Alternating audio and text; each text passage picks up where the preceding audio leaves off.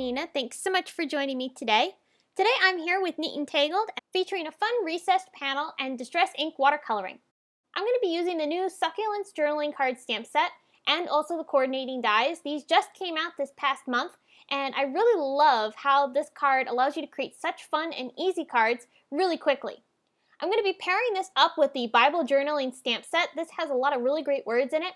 I'm going to be using the word love today, and I'll be pairing it up with this Succulent Journaling Card. I love all the different sentiments that are included in this card. However, I didn't feel like they matched with the style of card that I wanted to do. Plus, I wanted to do some masking to add that love word into this journaling card, so I needed to have a smaller sentiment. So here I'm lining up the journaling card with the word love to get the placement right. This is some watercolor paper, Strathmore Bristol Smooth watercolor paper. I'm going to pick the word love up with my Misty stamping tool, and I'm going to start prepping the surface of my paper with an EK6S powder tool. This powder tool really helps in keeping down the static cling that you might have on your paper, which embossing powder often sticks to. I'm going to stamp my sentiment in the Simon Says Stamp Clear Embossing ink. I love this ink to do my embossed stamping because the ink is really juicy and it holds the embossing powder so well.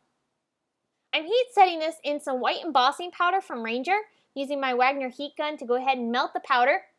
When you're heating your paper, I often find it helpful to go ahead and heat the backside as you're melting the embossing powder.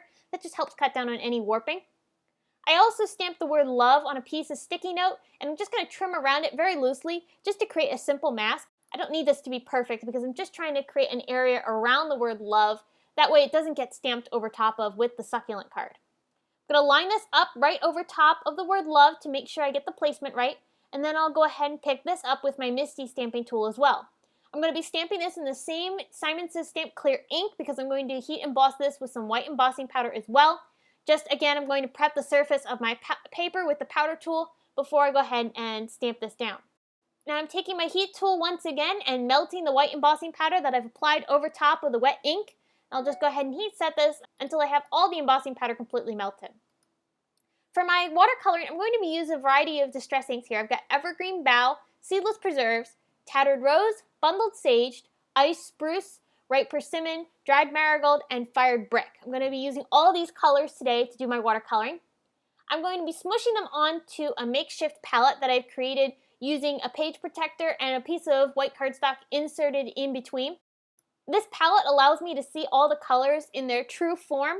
That way I know as I'm picking up the colors which one is which. If I had stamped this down onto something a little darker, or if I just stamped it down onto the page protector without the paper inside of it, you wouldn't have been able to really see the color very well. But having that paper inside the page protector allows me to really see these colors in the true format and helps me as I'm watercoloring, knowing which colors I'm picking up. So I'll go ahead and set that aside and start working on my coloring. What I'm doing here is I'm just adding areas of color along all the different petals, kind of blending the colors together and allowing the water to move the colors in the way that they want. In this particular instance, I liked how it turned out. If I was going to do this again, I would not have added so much of the darker color. I think the darker color started to overpower it a little too much. But that's one of the things about card making, is that we're always learning new things, and I really encourage you to test things out like I'm doing here. This is an experiment for me to see how the distress inks react together to create new colors.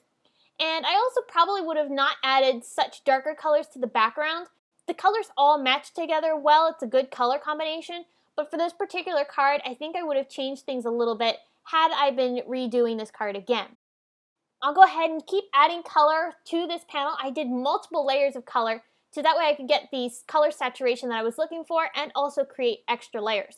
Now this first layer of color that I applied down, I allowed it to air dry. And the reason I did this is because I want it to be fairly smooth. The next layers of color that I'm going to be adding, I'm going to heat set all of them. And that's because I want hard and soft edges, so I'm allowing the water to really pool up, and then I'll use my heat gun to really heat set this and create some hard and soft edges. That gives a little bit of variation to the coloring. I'm going to keep adding color until I'm happy with it.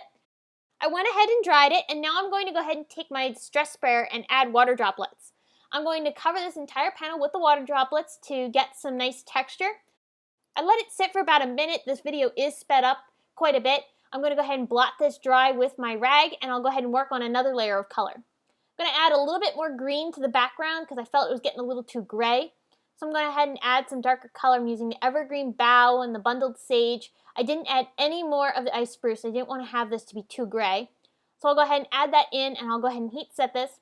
I'm making sure I use a lot of water because that's going to give me even harder edges. I'm going to add some more water splatters, and again I let those sit for about a minute before I went ahead and lifted them back off with my rag.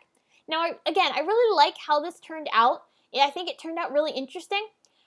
Again, like I said, I probably wouldn't have used so much of the darker color, especially in the background overall. I think the flowers turned out pretty good despite having some of the darker color in there, and I think that did add a little bit of contrast.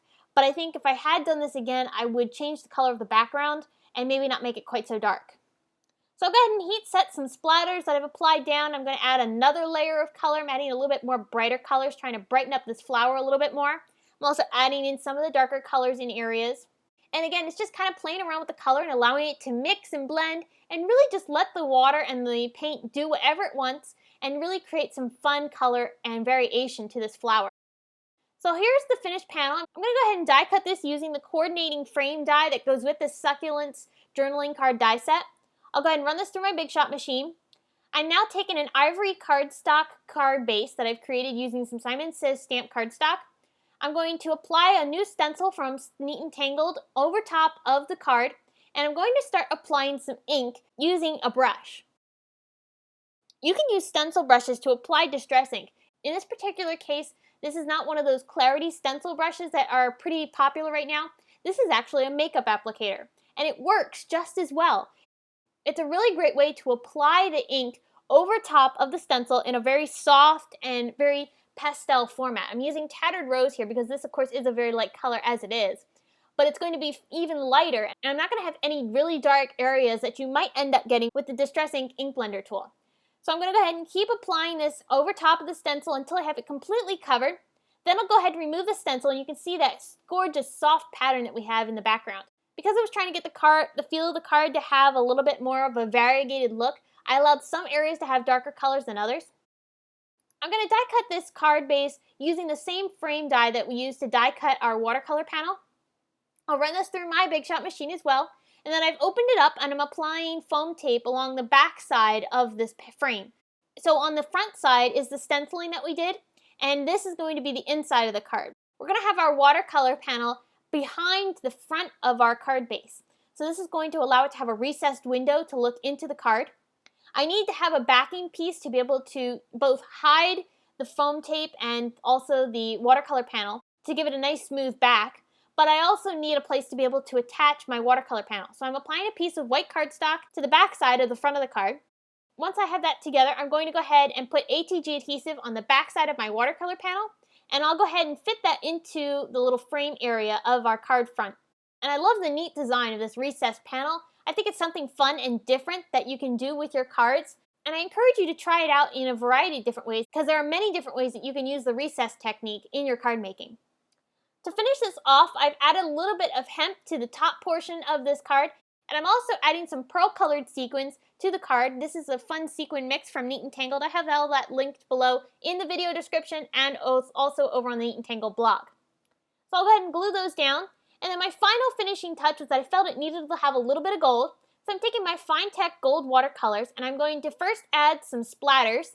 I really love adding the look of splatters to cards. I think it really adds a nice finishing touch and really gives them a more artistic feel. So I'll go ahead and add the splatters, and then I'm also going to go ahead and paint inside the word love to help it stand out just a little bit more and also give it that nice soft gold shimmer.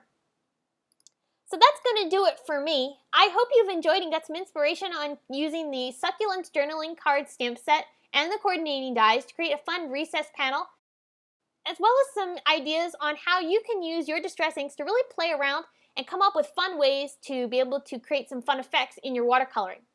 If you have any questions, please leave them in the comments section below, and head on over to the Neat and Tangled blog where you can get more information on this card, including still pictures and products used. If you enjoyed this video, here's another one you might enjoy featuring the Succulent Journaling Card stamp set.